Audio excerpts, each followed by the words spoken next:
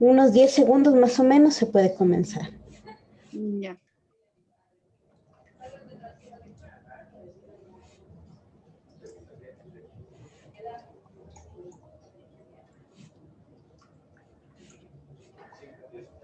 Muy buenas noches. Estamos en nuestro primer Facebook Live del año 2021. Primero, pues, deseándoles un feliz año a toda nuestra audiencia, a todos los que nos van a estar viendo en esta noche. Sí, y bueno, como ustedes ya me conocen, soy la licenciada Sandy Benítez y pues en algunas ocasiones pues estoy en este espacio. Sí. En esta noche tenemos como invitado al doctor Burbano, ¿sí? Y bueno, le voy a primeramente a presentar rápidamente y luego sí empezaremos a conversar con él. Él nos va pues a aclarar muchas dudas sobre los aspectos cardiológicos. Bueno, primeramente él es médico internista con una subespecialidad de cardiología. ¿Sí? Él es profesor universitario en la Universidad Central de las materias de fisiología y de la materia de interpretación clínica. Además, es miembro de la Sociedad Latinoamericana de Medicina Interna. ¿Sí? Es también, bueno, fue ex secretario de la Asociación de Medicina Interna de Ecuador. Él ha sido también autor de varios artículos para revistas indexadas. Sí, y ha sido pues participante en algunos congresos nacionales e internacionales de Latinoamérica. Sí, entonces esto es lo que les puedo comentar en cuanto al doctor y pues bueno, ya le doy la bienvenida al doctor Burbano. Bienvenido, doctor Burbano. Muchas gracias, licenciada Sandy. Es un gusto y un placer y una satisfacción poder estar con ustedes para conversar algo de lo que es la parte cardiológica en el síndrome de Turner. Quiero agradecer a la Fundación Ecuatoriana del Síndrome de Turner y sobre todo a Jacqueline Benalcázar por su gentileza en esta invitación. Sumarme a los deseos de un excelente año para todos quienes están esta noche compartiendo con nosotros. Muy bien, doctor. Sí, de verdad, bueno, el año anterior ha sido muy duro, pero este año pues estamos con nuevas energías y esperamos que el siguiente año pues sea mucho mejor. Y bueno, ahora pues, doctor Milton, vamos a empezar pues con nuestro diálogo, ¿no? Cuéntenos, ¿qué problemas cardíacos presentan generalmente las pacientes con síndrome de Turner? Bueno, se ha detectado que el síndrome de Turner, por ser una anomalía de los cromosomas X, principalmente que se encuentra afectado en este caso, a nivel tanto de las mujeres como de los varones, pero mayor en las mujeres, vemos que presenta alteraciones cardiológicas como es la coartación de aórtica, que es la que tiene un mayor porcentaje dentro de las patologías cardíacas. Luego tenemos la obstrucción a nivel de la válvula aórtica, en forma que se presenta de manera bicúspide. Tenemos la estenosis a nivel de la válvula mitral, que puede ser de tipo congénita o puede ser de causa de incompetencia o sin incompetencia. Luego tenemos lo que es el defecto del tabique interventricular. Estas son las anomalías más frecuentes y de mayor porcentaje que encontramos en las pacientes, sobre todo, como les indico, del síndrome de Turner, y que son las que se debe tratar, sobre todo, para tener mucho cuidado en su desarrollo y evolución. Así es, y bueno, como usted lo dijo, claro, y sobre todo la coartación de aorta, ¿no? Es la más común, ¿no? Ya, bueno, ya que estamos hablando de la coartación de aorta, pues, ¿qué es la coartación de aorta? Si podría aclararnos esta duda, por favor. Claro, con todo gusto. El término médico de coartación se debe a la estrechez de la aorta. La aorta, como todos sabemos, es el brazo principal arterial de nuestro cuerpo. Es aquel que conduce la sangre desde el ventrículo izquierdo hacia todo nuestro cuerpo, absolutamente a todas las partes de nuestro cuerpo, a través, obviamente, de las arterias que nacen de la aorta en todo su trayecto. Entonces, esta aorta puede presentar una especie de espolón, de membrana o propiamente una estrechez en cualquier parte de la aorta, en cualquier sitio que tiene este gran vaso que tenemos en nuestro cuerpo. A eso es lo que se conoce como coartación aórtica. Ujú. Ya, muy claro. Entonces, ahora sí tenemos lo que es la coartación de aorta. Y bueno, este problema de la coartación de aorta, ¿cómo se lo puede corregir? Bien, hablar de corrección de coartación aórtica, debemos primero hacer un análisis de lo que representa esto, es decir, de las alteraciones, de las patologías que suelen dar en el paciente que presenta esta coartación aórtica. Debemos recordar que esta coartación aórtica muchas veces es asintomática, es decir, que al nacimiento o al desarrollo de la niña en sus primeros años no presenta ninguna sintomatología. O muchas veces esta sintomatología ya es grave o es de forma severa al propio nacimiento, ¿no? Entonces, tenemos que hacer un análisis del paciente, porque como le indico aquí hay factores tanto anatómicos cuanto estructurales para poder discernir cuál es el tratamiento apropiado.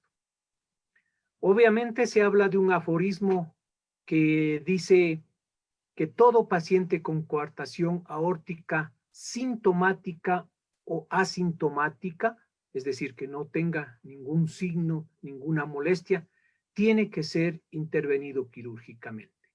Mm, Esto determina muchos factores. ¿Por qué? Porque no necesariamente se debe recurrir a la cirugía. Como insisto, esto depende del análisis que se haga, de los exámenes previos que se tenga que hacer al paciente para poder determinar.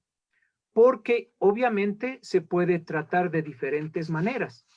Por ejemplo, se puede introducir un balón, ¿no? Que puede dilatar esta estrechez y poner, si es necesario, un stent para poder mantener dilatado esta estrechez a nivel de la aorta. O también se puede recurrir a parches que pueden ayudar en el sentido de abrir un tanto más la estrechez aórtica. Pero obviamente la parte quirúrgica representa el porcentaje más adecuado, sobre todo, como digo, ya cuando esta estrechez presenta signos y síntomas, es decir, alteraciones que el paciente suele dar, ¿no? Que lo podemos hablar más adelante para aclarar mejor esto y necesariamente recurrir a una cirugía. Esta cirugía puede ser del término de una cirugía terminal que se llama cuando se unen y se corta la parte de estrechez, o puede ser reemplazada por injerto de la propia arteria subclavia que nos ayude y que está adjunta al lado de la arteria aorta, ¿no? Entonces, son métodos, como insisto yo, dependiendo el compromiso que tenga el paciente en su estrechez aórtica. Y es, Ya, en caso de cirugía es a corazón abierto, entonces. obviamente, tenemos que hacerlo a corazón abierto porque no puede hacérselo de otra manera, ¿no? Para Ya. identificar el sitio, en primer lugar, hay que identificar el sitio, hay que determinar qué tipo de corte se tiene que realizar, porque ese también es muy importante. Entonces, el tratamiento cuando se habla de una parte quirúrgica no es una cuestión así tan sencilla, sino que tiene que ser muy analizado seriamente, tiene que verse otras posibilidades si se puede hacerlo, pero como insisto, todo esto depende tanto de la parte anatómica cuanto de las complicaciones que puede presentar el paciente, porque no solamente es la estenosis, digamos, es la coartación aórtica, sino que puede venir con una estenosis aórtica, puede venir con una alteración a nivel del istmo de la aorta, ¿no? O del infundíbulo aórtico también. Entonces, todas estas situaciones previamente deben ser analizadas, expuestas al paciente, con el sentido siempre de ver lo menos agresivo, yo diría, y tener las mejores opciones, porque muchas veces Así es, ¿no? la cirugía no es Estamos la bien. solución, porque puede haber una reactivación de la coartación, ¿no? Que suele dar Mm, porcentajes muy altos también.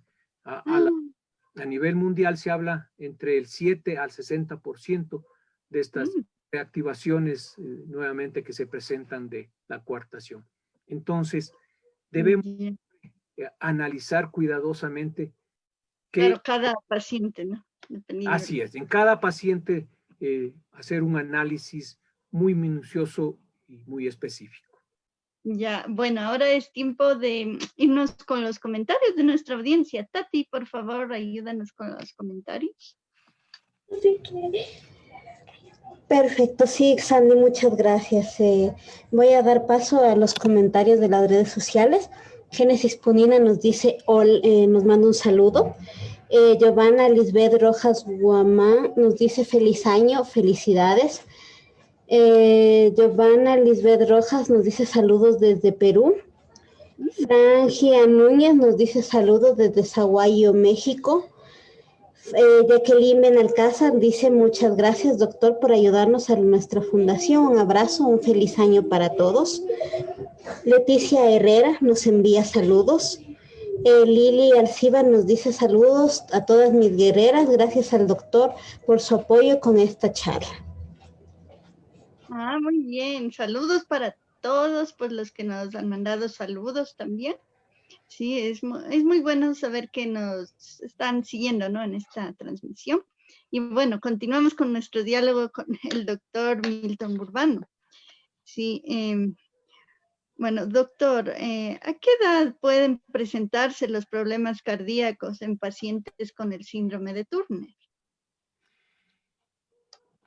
Estos pacientes suelen presentar tanto al nacimiento, ¿no? Como en la niñez, o pueden presentar ya también en estado adulto.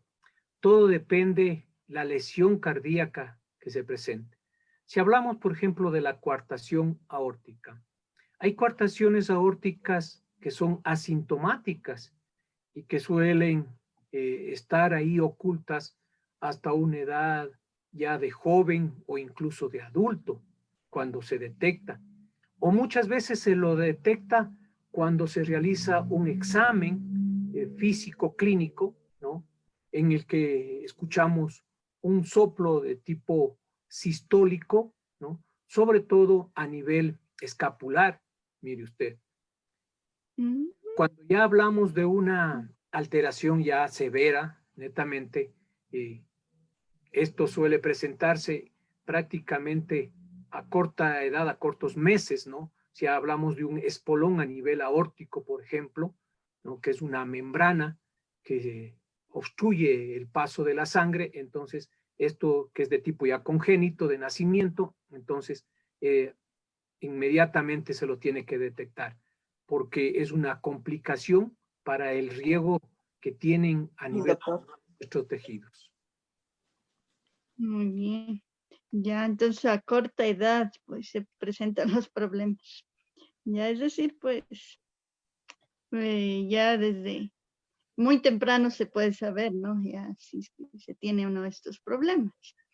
Bueno, ¿y qué exámenes cardiológicos es necesario que se realicen las pacientes con síndrome de Turner? Doctor, ¿puede indicarnos? Sí, evidentemente debemos comenzar con el examen más simple y el más antiguo de todos, que es el electrocardiograma.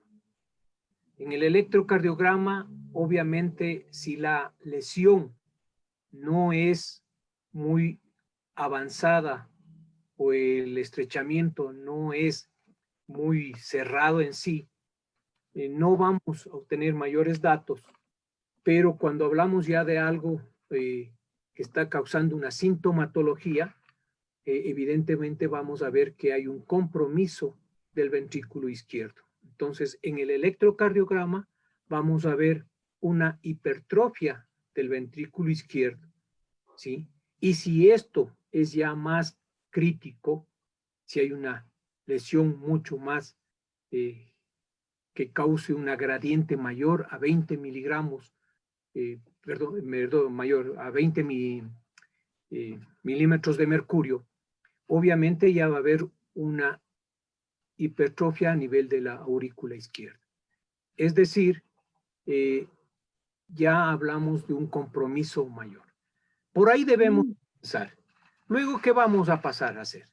Luego viene la radiografía de tórax, ¿no? La radiografía que nos va a demostrar cosas muy importantes, sobre todo si hay, como digo, una lesión de coartación aórtica mucho más severa.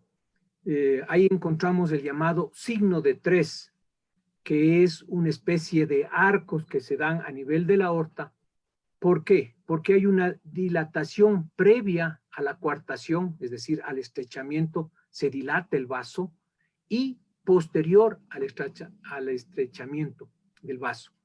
¿Esto qué causa? Radiológicamente podemos ver como un número 3 ahí a nivel, sobre todo, de la aorta descendente, pasando el callado aórtico, de la curva de la aorta, ¿no? Entonces podemos notar este signo que es muy importante. ¿Por qué?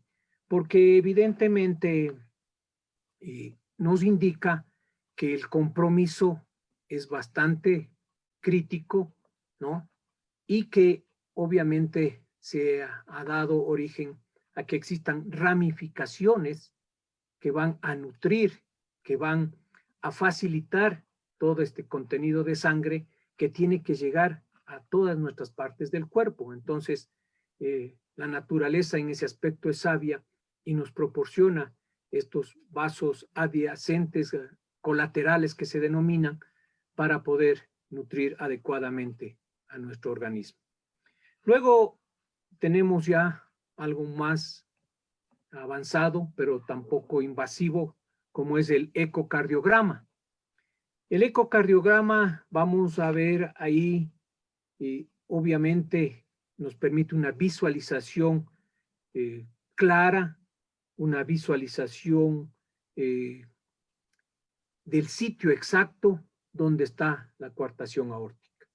Y si a eso le completamos con el modo Doppler, que es decir, que nos permite ver el flujo sanguíneo que está suscitando ahí, y que si este flujo sanguíneo, como les mencioné hace un rato, es mayor tiene una gradiente mayor a 20 milímetros de mercurio, obviamente esto ya nos indica el grado de severidad que se está dando en la coartación aórtica.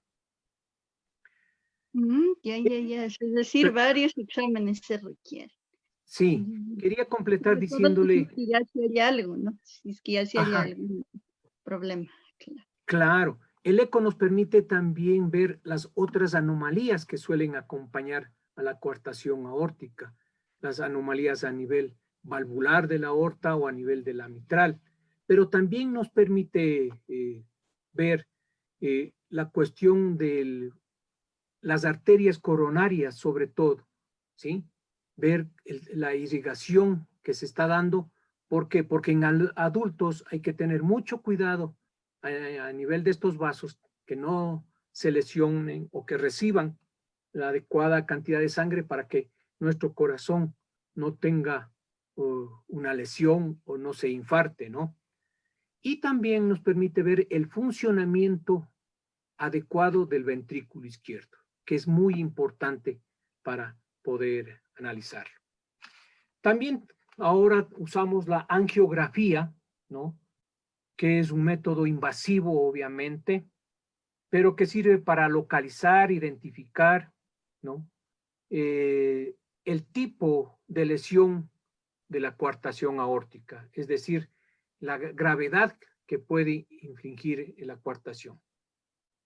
Y determinar también con ello las presiones que se deben presentar, o que, mejor dicho, producen alteración cuando esta gradiente de presión es mayor a 20 milímetros de mercurio.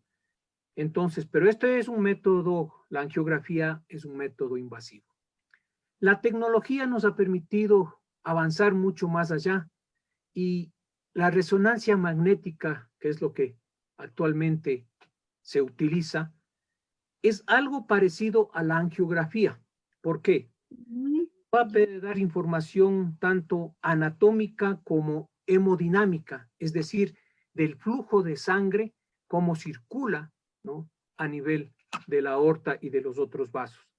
Entonces, eso nos permite que, sin tener que invadir, que agredir a través de la angiografía, sino a través de la resonancia, tener resultados muy positivos.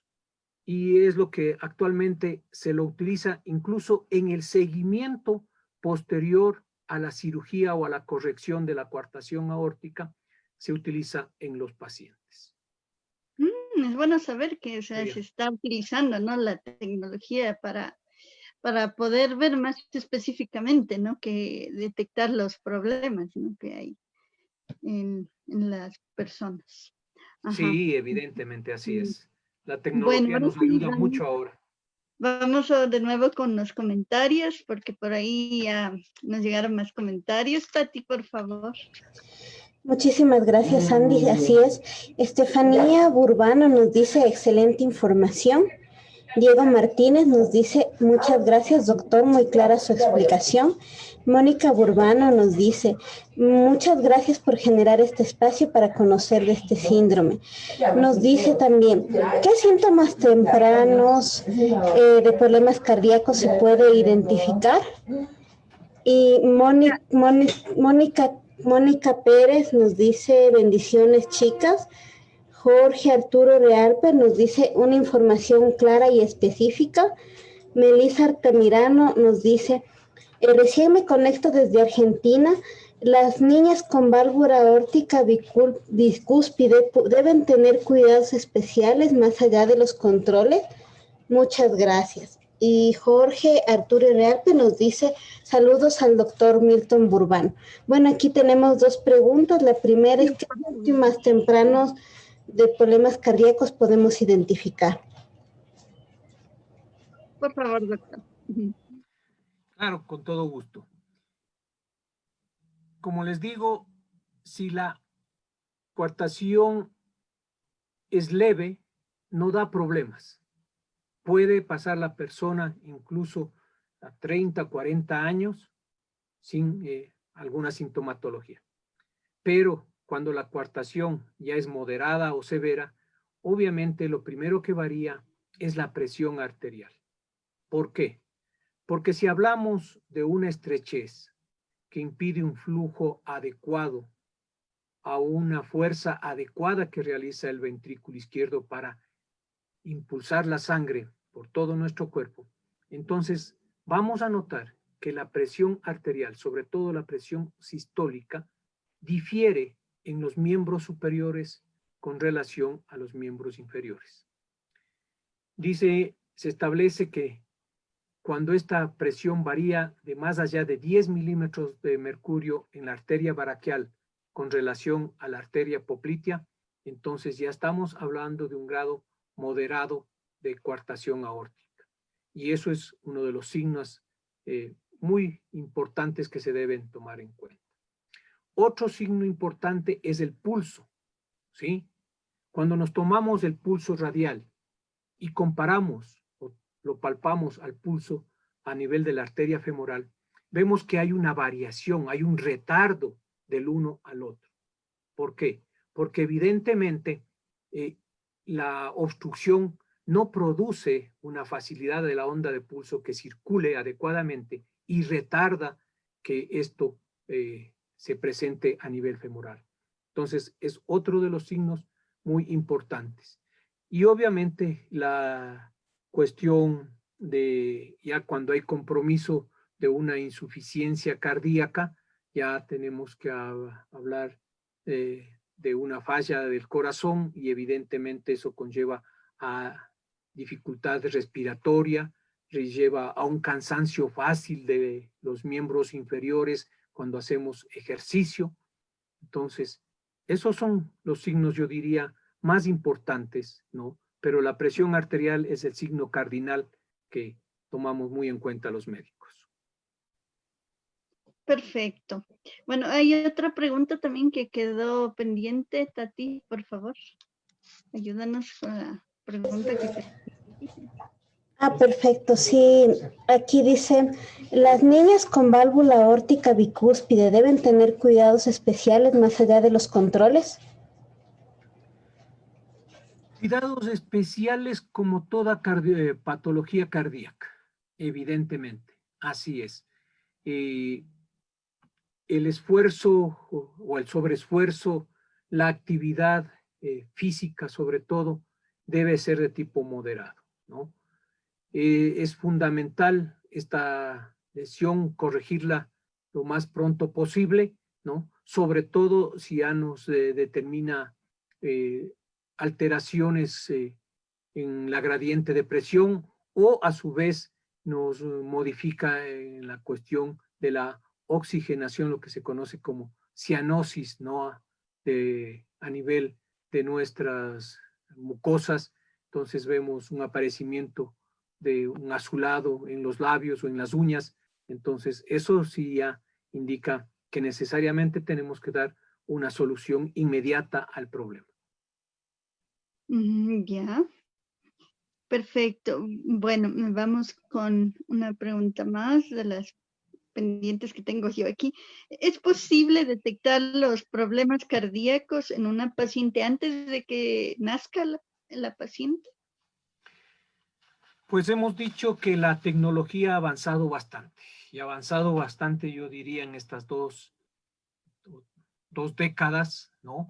En las cuales se puede hacer ecos a nivel fetal y obviamente se puede detectar ciertas anomalías cardíacas y relacionar obviamente con ciertos síndromes. Y eso nos ha facilitado. Incluso hay intervenciones quirúrgicas que facilitan, por ejemplo, a nivel de lesiones interventriculares del septo interventricular a nivel fetal, ¿no? Mire usted, entonces eso ayuda bastante a prevenir al nacimiento ya que este nuevo ser no presente más complicaciones.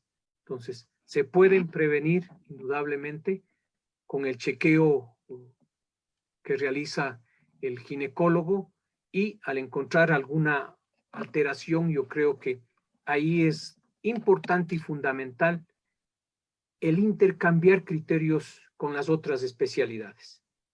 Y eso facilita para poder tomar resoluciones a tiempo, ¿sí? Entonces, el desarrollo y el progreso de este nuevo ser, ya cuando nace, va a ser mucho más factible que en algunos casos que incluso puede ser fatal antes del nacimiento. Claro, porque usted lo ha hecho es muy importante, ¿no? Claro que entre varios especialistas, ¿no? O sea, traten, ¿no? Estos. Sí, es fundamental. Sobre todo antes del nacimiento. Ajá. Bueno, ahora sí vamos con los comentarios de nuestra audiencia, los siguientes comentarios. Tati. Bueno, Irmita Morales nos pregunta, si se presenta hinchazón y color morado en los pies, ¿qué examen es el más recomendable? Bueno, ahí a nivel de las extremidades netamente, estamos viendo que existe ya un compromiso de difusión de la difusión de la sangre en esas extremidades. Entonces, yo recomendaría ahí hacer inmediatamente un eco para poder determinar qué flujo sanguíneo está teniendo.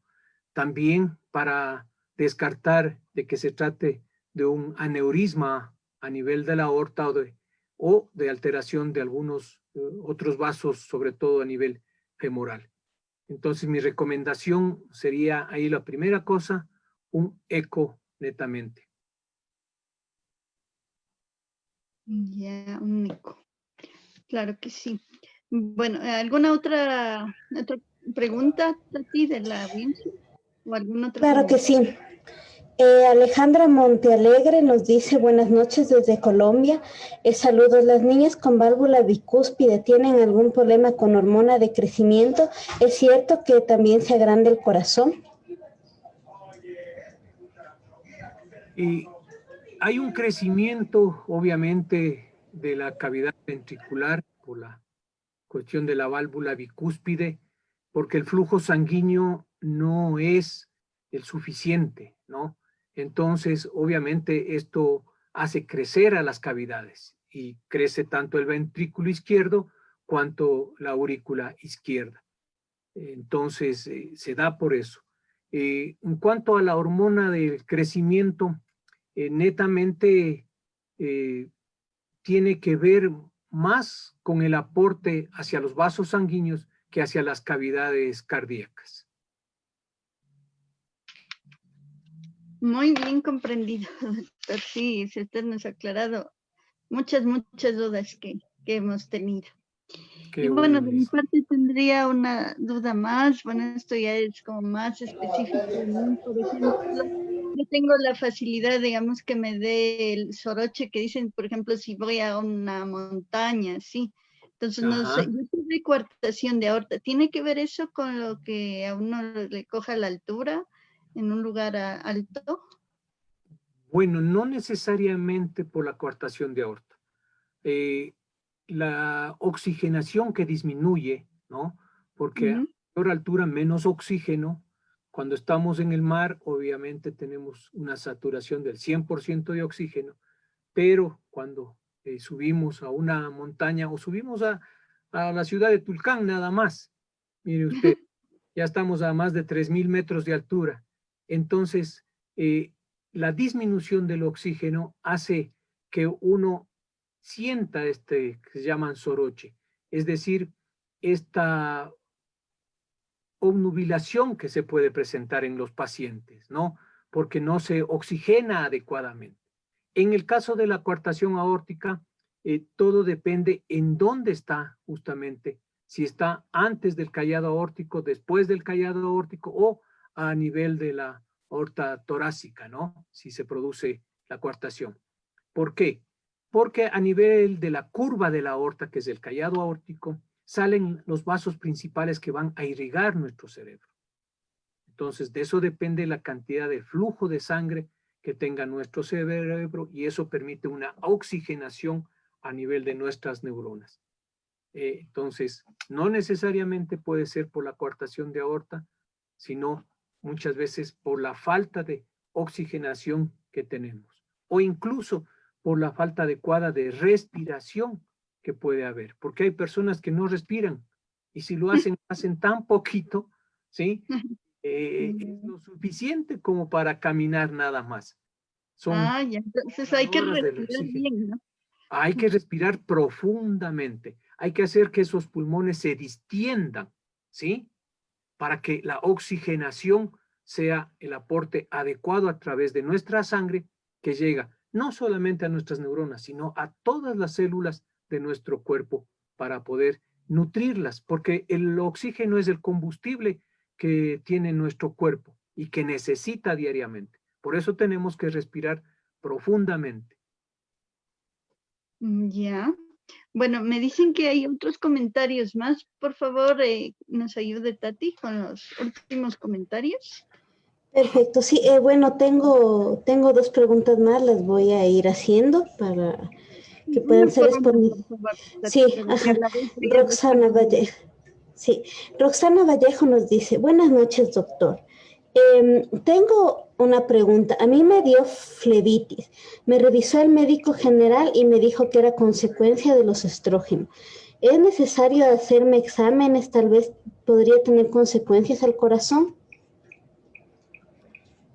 La flebitis es la inflamación del vaso sanguíneo, ¿no? Los estrógenos, es cierto que estimulan el endotelio vascular. ¿Qué es el endotelio vascular? Es la capa interna que tiene nuestro vaso ahí. Ahora, ¿qué tipo de estrógenos es el que se encuentra tomando? Porque ahora las dosis de los estrógenos ha bajado tanto que tomamos en microgramos, ¿sí? Ya se toma en microgramos, ya no son esos estrógenos que antiguamente se tomaba en altas dosis. Entonces, hay que investigar, yo diría, más por qué se presentó esa flebitis, a qué nivel se presentó netamente, qué vasos se comprometieron para poder tener un mejor diagnóstico. Mi sugerencia es un ecodoppler que le va a permitir, y si no, una resonancia magnética a ese nivel. Siguiente pregunta, Tati. Yeah. Perfecto. Sí, la siguiente pregunta es las mujeres con síndrome de Turner que no tienen problemas cardíacos, ¿cada qué tiempo deberían realizarse un chequeo cardiológico? Ya. Recomendable el chequeo cardiológico es netamente cada año, pero si no hay sintomatología, obviamente mi sugerencia es cada 2 años ahí, para detectar a tiempo cualquier alteración que se podría presentar. Recuerden que son susceptibles ustedes, las pacientes que tienen síndrome de Turner, a presentar a cualquier momento una anomalía de tipo cardíaco. Entonces, es preferible en este caso hacer un control.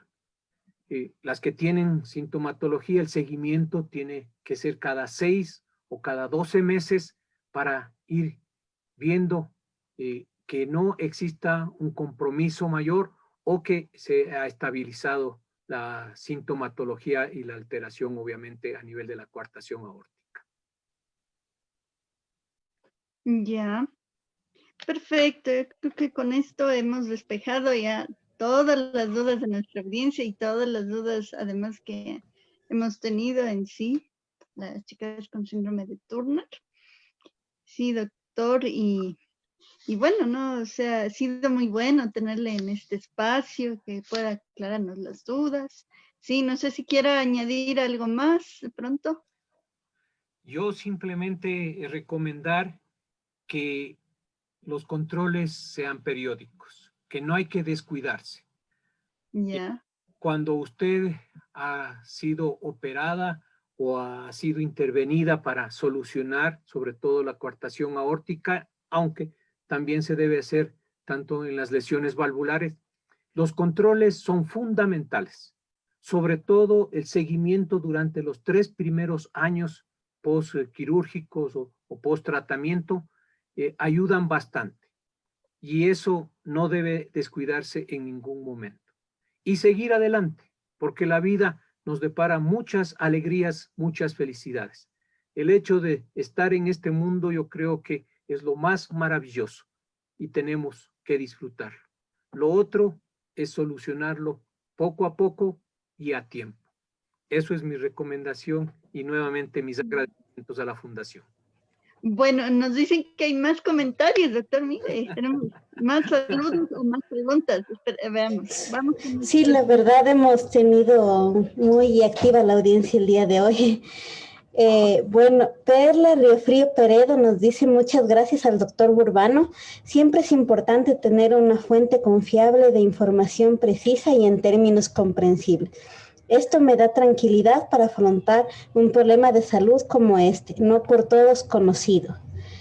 Gilove dice, mi hija también tiene válvula aórtica bicúspide, pero está en controles anuales con su cardiólogo. Ella tiene 4 añitos, somos de Chile. Magnífico, eso es lo importante, así es. Los controles son fundamentales. Tiempo de sostenibilidad nos dice muy importante espacio para orientar y permitir la toma de acciones oportunas y también un buen manejo de la condición. Felicitaciones. Alexandra Montealegre nos dice, doctor, mi hija está diagnosticada con epilepsia, toma ácido valproico. Este medicamento hace que tenga hiperactividad. Ella tiene 30 meses y es muy activa. En la parte neurológica no podría opinar mayormente. Mi sugerencia sería un neurólogo ahí.